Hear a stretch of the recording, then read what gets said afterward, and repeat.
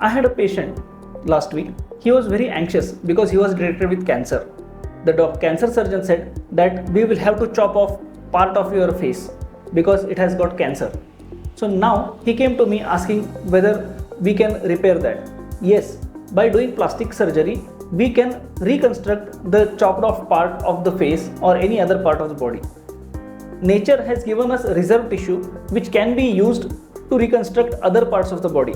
For example, this patient was supposed to have his half of lower jaw to be removed. Now what we have planned for him is there is a small bone called as fibula below the knee.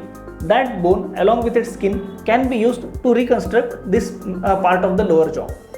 So by doing this, we can give back the patient the same appearance as it was before the surgery, and it also helps a patient in swallowing and eating because the teeth alignment will not get disturbed once we reconstruct the bone.